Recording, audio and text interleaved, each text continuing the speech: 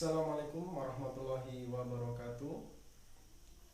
Hamdan wa syukranillah, salatu wa tasliman ala rasulillah, amma ba'du.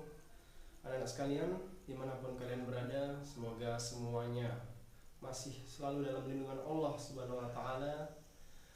Dan Allah subhanahu wa ta'ala hindarkan kita semua dari berbagai macam mara bahaya, berbagai macam pandemi corona yang setiap hari semakin berbahaya buat kita semua. Semoga anak-anak sekalian dan keluarga selalu mendapatkan perlindungan dari Allah Subhanahu wa taala. Amin ya rabbal alamin. Baik, pada kesempatan kali ini tema materi kita pada hari ini adalah tentang mengimani hari akhir. Anak-anak sekalian, dalam mengimani hari akhir, kita semua pastinya sudah hafal. Di antara salah satu rukun iman adalah percaya tentang datangnya hari kiamat. Perlu diketahui anak sekalian, mengimani hari akhir adalah hal yang mudah mungkin bagi kita. Kita semua mungkin bisa percaya bahwasanya kiamat itu akan ada, kiamat akan terjadi. Di dalam Al-Quran pun diulang-ulang di juz 30 yang telah kalian hafal. Idza sama'un fatarat, ya hal ataka hadisul ghasyiyah misalnya. Idza zulzilatil ardu zilzalaha. Juz-juz di surat juz 30 banyak sekali menceritakan tentang hari kiamat. Apa tujuannya? Tidak lain tidak bukan adalah untuk semakin meningkatkan iman kita kepada hari kiamat itu. Tetapi yang terpenting bagi kita semua adalah bukan hanya mempercayainya bahwasanya kiamat akan terjadi, tetapi yang perlu kita ambil intinya adalah bahwasanya jika di dalam Al-Quran disebutkan bahwasanya bumi, matahari, lautan, dan lain sebagainya semuanya akan binasa, maka diri kita yang kecil ini, diri kita yang lemah ini, sudah pasti juga kita akan binasa ataupun wafat.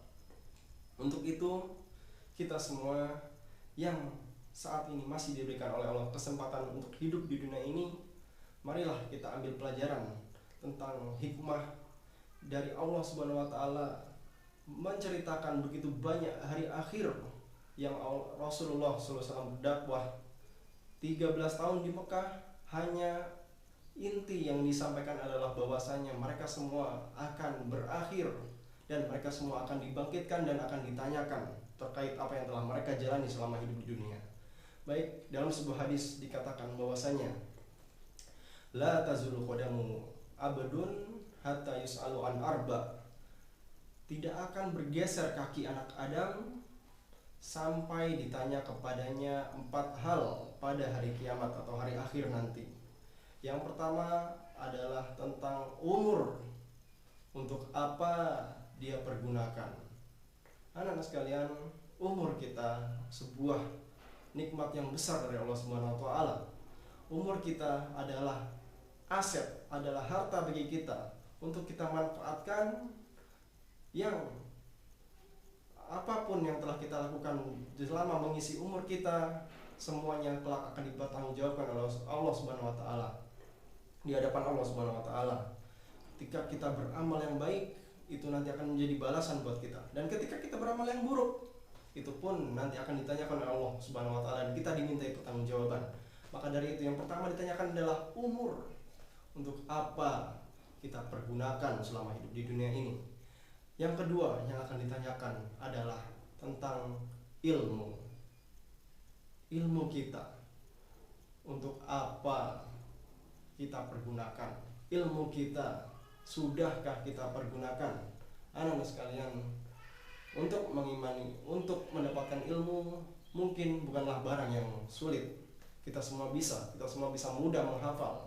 Tapi ketika dalam prakteknya kita paham misalnya tentang wailul likulli humazatil lumazah, celakalah bagi orang-orang yang mencela, yang mengumpat, itu semua kita hafal. Sering kita pakai ayat itu dalam sholat, kita mudah menghafalnya. Tetapi dalam praktek, sudahkah kita menghindarkan mulut-mulut kita, lisan-lisan kita untuk tidak mencela kawan kita, mencela saudara kita dan lain sebagainya?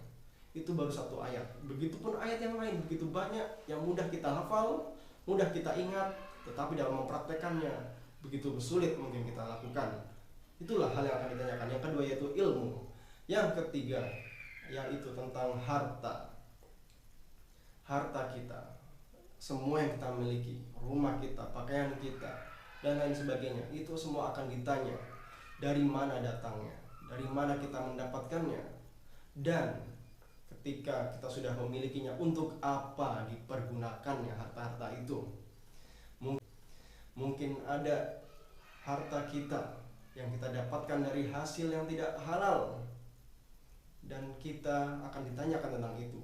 Mungkin ada juga di antara kita yang mendapatkan harta itu dengan cara yang halal, tetapi ketika kita mempergunakannya tidak dalam rangka untuk mendekatkan diri kepada Allah Subhanahu wa taala, dan justru kita malah menggunakannya untuk bermaksiat kepada Allah Subhanahu wa taala. Contohnya, kita memiliki handphone.